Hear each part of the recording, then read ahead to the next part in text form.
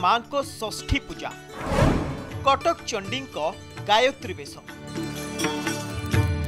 पार्वण में चलचंचल शक्तिपीठ पीठ मानकरे आज आरंभ होईछि षष्ठी पूजा। नवरात्र में प्रत्येक दिन भिन्न भिन्न बेसरे भक्तों को दर्शन देउछंती जगत जननी।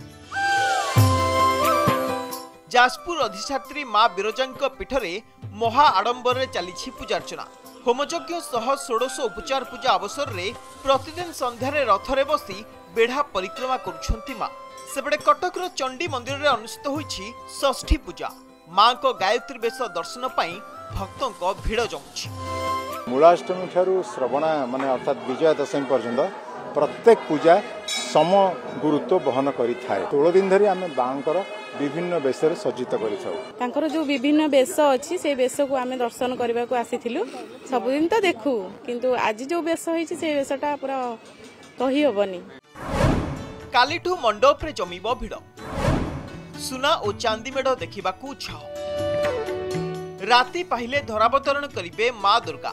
दर्शन पाई विभिन्न मंडप रे जमीब भिड़। ट्विन सिटी रे समस्त प्रस्तुति शेष होइतबा बेले श्रृंखलित दर्शन पाई व्यवस्था करा जाउछि। मंडप को प्रवेश और प्रस्थान सह पार्किंग पाई होइछि स्वतंत्र व्यवस्था। भुवनेश्वर में विभिन्न थीम रो तोरण निर्माण करा जाइछि। सेपटे कटक रे मां को सुना और चांदी मेढ़ देखिबाकू भक्तों को मनरे प्रबल उत्कंठा रही। चलित वर्ष मंगलाबाग पूजा कमिटी पक्षर नुआ करी मेढ़रे सुना खंजा जाइछि। प्राय 12 किलोग्राम रो सुना और 2.5 क्विंटाल ओजन रूपारे मेढ़ प्रस्तुत होइछि। ये रास्ता रे गाड़ी ऊपर बसले आम माँ को दर्शन कर पड़े भीतर को जावाक पड़ो ना। आ प्रतिदिन संध्यारे सांस्कृतिक कार्यक्रम रखीचु, प्रसाद सेवन व्यवस्था रखीचु, सबु प्रकार मीना बाजार अच्छी, दोली अच्छी, समस्त प्रकार केमिति आनंद मिलिबो, भक्त टिए दर्शन करिवो। सुना लगेबा कथा माने गर्व अंकार नुह भल पाइबा तथापि 12 केजी पाखापाखि हो भावुँ आम।